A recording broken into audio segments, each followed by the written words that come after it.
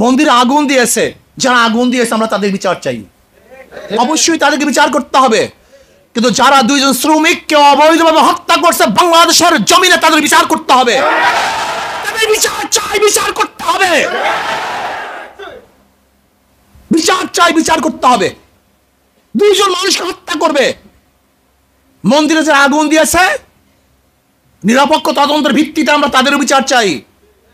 আর যারা দুইজন মানুষ শ্রমিককে হত্যা করেছে এই বাংলার জমিনে, হত্যাকারীদের বিচার হতে হবে, বিচার চাই। যদি বিচার না করা হয় বাংলাদেশের শ্রমিক সমস্ত জনগণ ঐক্যবদ্ধ হয়ে ওই খুনিদেরকে বিচার করবই করবে ইনশাআল্লাহ। উদাহরণস্বরূপ ওমর ইবনে খাত্তাব রাদিয়াল্লাহু তাআলা, আপনি ঘুরতেছেন, দেখতেছেন এলাকার বাসীর অবস্থাটা কি। ঘুরতে ঘুরতে দেখেন এক মরুর মধ্যে বাতি জ্বলতেছে, আলো জ্বলতে। কে ঢুকছে রাত্রে? কোন বেদুইন। গিয়ে দেখে এক মহিলা পাতিলের মধ্যে পানি দিয়ে জাল দিচ্ছে, কিন্তু পাতিলের মধ্যে কিছু নেই, আর বাচ্চাগুলি কাঁদতেছে। ওমর ইবনে খাত্তাব রাদিয়াল্লাহু বললেন, কে তুমি? কোত্থেকে আসছো? অমুক জায়গার থেকে। কেন এসছো? কি করতেছো? বলতেছে, আমার বাচ্চাগুলি ক্ষুধার্ত, তাদের জন্য। কই খানা তো নেই, এ তো শুধু পানি, এ তো খানা না। বলে, খানা পাবো কোথায়? আমি সান্ত্বনা দেওয়ার জন্য পানি জাল দিচ্ছি, যেন বাচ্চাগুলি মনে করে তাদের জন্য পাক হচ্ছে, তারা সান্ত্বনা পাবে, ক্ষুধার্ত অবস্থায় চিল্লাতে চিল্লাতে ঘুমিয়ে যাবে, এর জন্য আমি কাজ করতেছি। আল্লাহ পাক ওমরকে মাফ করুক, সে আমাদের খবর নেন না।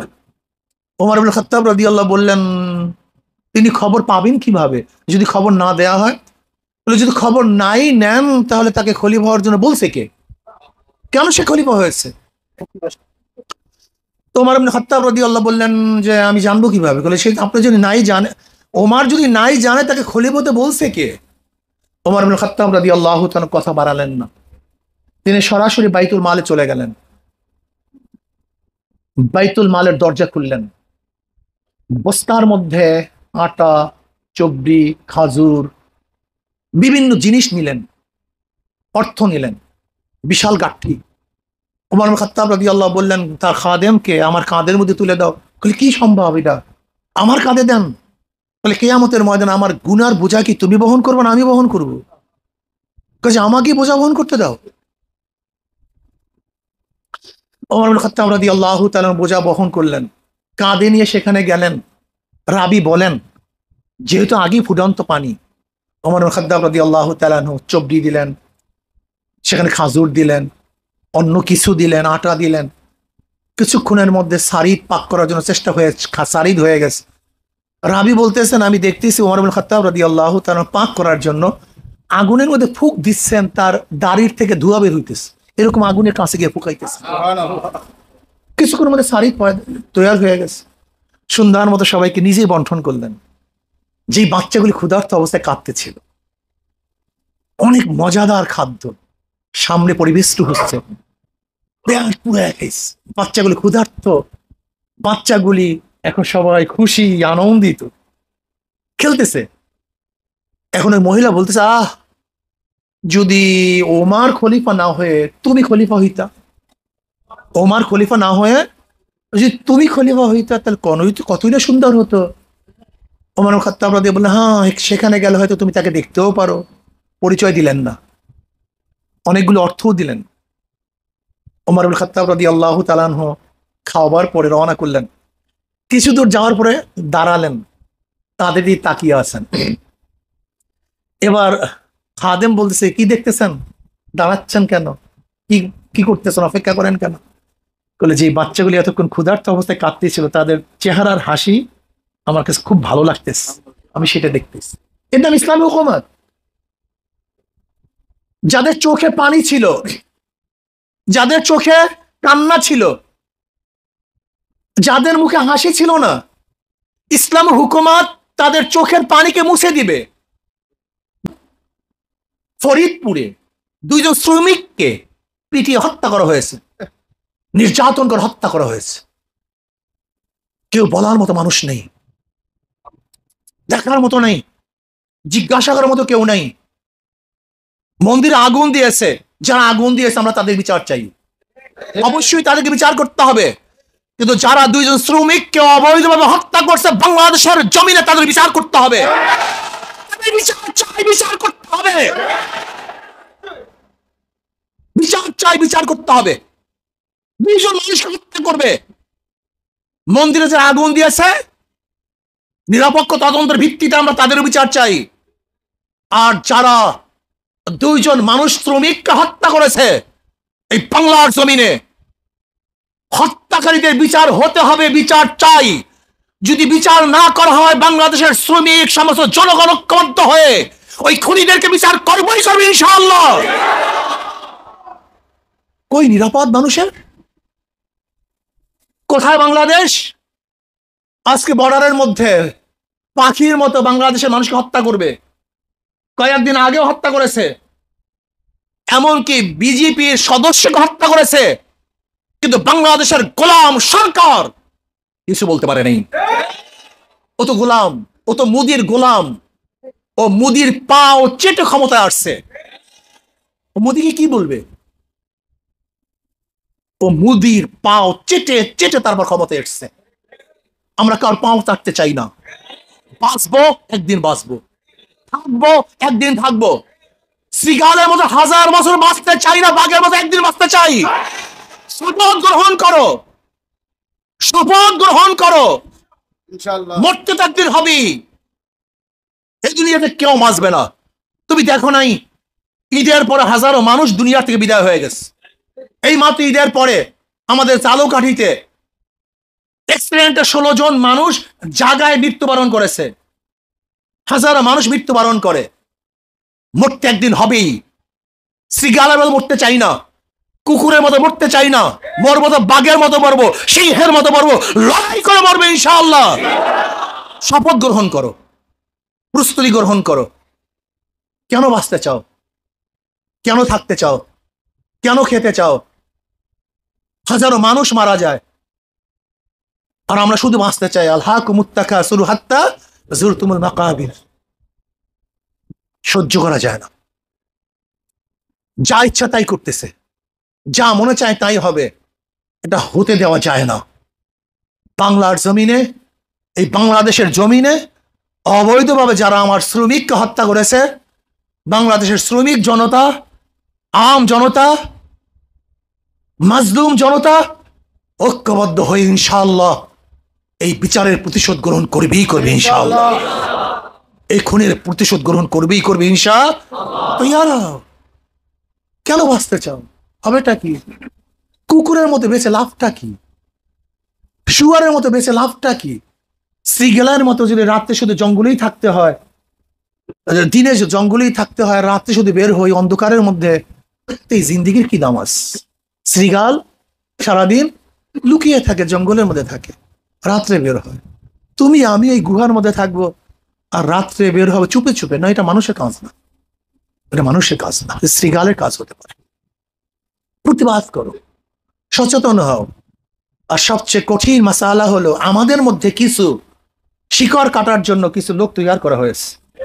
সম্পূর্ণ রয়ের কাজ, সম্পূর্ণ রয়ের কাজ। আমাদের ছেলেদের মাথাকে খারাপ করে দিয়েছে।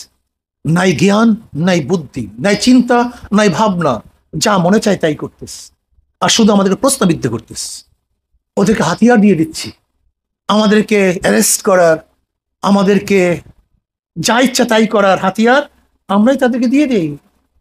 যা মনে চায় তাই করি, একজন আর একজনের বিরুদ্ধে কথা বলি, বলতে থাকি বাস অমুকে সব বাতিল, অমুকে বাতিল, অমুকে বাতিল। জেহাদের এক ব্যাখ্যায় তো গোটা দুনিয়ার মানুষকে কাফের বানায় ফেলাইছে। আজকে আমার 2 জন শ্রমিক ভাইকে হত্যা করছে, তারা কোথায়? কোথায় তোমরা? একবার বলো, একবার আসো। জিহাদ তো পরে করবা, কেতাল তো পরে করবা, কবে কি 2 ভাই পাশে দাঁড়াও, একটু কথা বলো। আর আমাদের অবুঝ ছাত্রগুলি, জ্ঞানহীন ছাত্রগুলি, অদূরদর্শী ছাত্রগুলি, বাস একজন একটা কথা বললেই পাগল হয়ে যায়। কিন্তু এর ভবিষ্যৎ কি, ডান কি, বাম কি, সামনে কি, পিছনে কি, এর পরবর্তী কি হবে কোনো খবর নেই। বাস গুলি একটা দিছি তো আমি ট্রেগারে চাপ দিছি, কিন্তু এই গুলির পরে রেজাল্ট কি হবে কোনো খবর তার মধ্যে নেই। আমি সামাল দিতে পারবো কি পারবো না, উচিত কি উচিত না, আমি কতটুকু শক্তি অর্জন করছি কোনো খবর নেই। ট্রেগার চাপছি তো গুলি বের হয়ে গেছে, মানুষ মারা গেছে, তুমি বাঁচতে পারবা? মনে যা চায় তাই করতেছি। এর জন্য আফালা তাতাফাক্কারুন, আফালা তাআকিলুন, আফালা তুবসিরুন, ইয়া উলিল আলবাব, ইয়া উলিল আবসার। আল্লাহ পাক কি বলেন? তোমরা কি চিন্তা করো না? তোমরা কি দেখো না?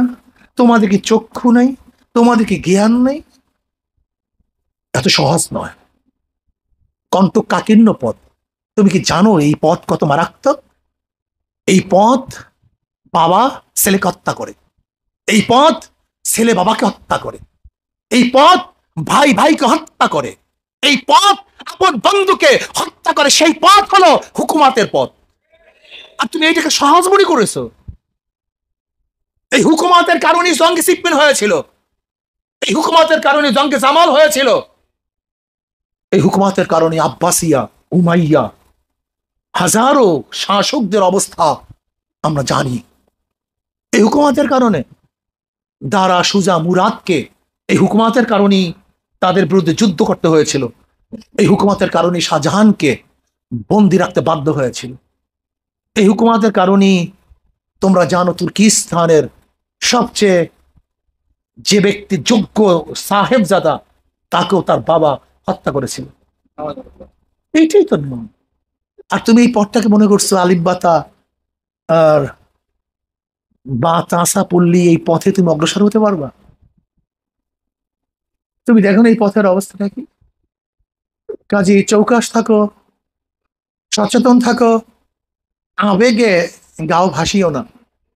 বিবেকের সাথে আবেগ থাকাছে, আবেগের সাথে বিবেক থাকাছে। আবেগ আছে বিবেক নেই, বিবেক আছে আবেগ নেই, তো কাজ হবে না।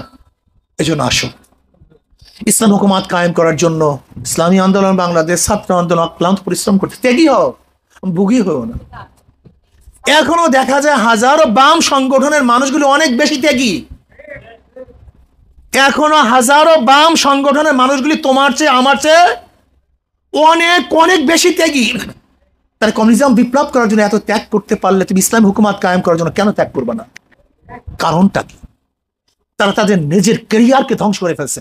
হাজারো বাম সংগঠনের মেধাবী ছাত্ররা চাকরি নাই, বিসিএস ক্যাডার হয়েছে, চাকরি নাই। হাজারো মেধাবী সন্তানেরা বামপন্থীদের জীবনকে বিসর্জন দিয়ে দিয়েছে, বিবাহ করে নাই, সংসার ছেড়েছে, শুধু একটা কমিউনিজম বিপ্লব করার জন্য। যদি ওরা ওদের মেধাকে, ওদের সব কিছুকে এক কমিউনিজম বিপ্লব করার জন্য উজাড় করতে পারে, ইসলাম হুকুমাত কায়েম করার জন্য তুমি এবং আমি আমার ক্যারিয়ারকে, আমার বংশকে, আমার স্ত্রীকে, আমার ছেলেকে, আমার মেয়েকে, আমার সব কিছুকে কেন উজাড় করতে পারবো না? করেন নাই সাহাবারা? করেন নাই? সাহাবায়ে কেরাম রিদওয়ানুল্লাহি তাআলা আলাইহিম আজমাইন ইসলামী হুকুমতের জন্য সবকিছু ত্যাগ করেছেন। কাজে আসো, আমি নবীন আলেমদেরকে বলবো, ছাত্রদেরকে বলবো, আসো আমরা ইসলাম হুকুমত কায়েম করতে চাই, সৌর অধিকারকে ফিরিয়ে দিতে চাই, এই বাংলাদেশের ভূখণ্ডকে রক্ষা করতে চাই। এই বাংলাদেশের ভূখণ্ড হুমকির মুখে। তোমরা জানো না, আমার বাবারা, তোমরা জানো না বাংলাদেশের ভূখণ্ড হুমকির মুখে। আজকে প্রত্যেকটা মন্ত্রণালয় রয়ের দালাল, প্রত্যেকটা মন্ত্রণালয় মুদির লোক বসানো। এদেশে কে মন্ত্রী হবে উপর থেকে সেই লিস্টটি আসে, এদেশে কি নির্বাচন করবে মুদির সেই লিস্টটি পাঠিয়ে দেয়। এখানে কোন চাকরি থেকে বসবে উপর থেকে সেই লিস্টটি আসে। কার পদোন্নতি হবে, কার পদোন্নতি হবে না তোমরা জানো না, উপর থেকে লিস্টটি আসে। এই গোলামের গোষ্ঠী ক্ষমতায় যাওয়ার জন্য সবকিছু বিক্রি করে দিয়েছে। আমরা গোলামি করতে চাই না, আমরা মাথা উঁচু করে দাঁড়াতে চাই। আসো ইসলাম হুকুমাত কায়েম করার জন্য, এই দেশকে রক্ষা করার জন্য, এই ভূখণ্ডকে রক্ষা করার জন্য তোমাকে আমাকে চেষ্টা করতে হবে, সাধনা করতে হবে।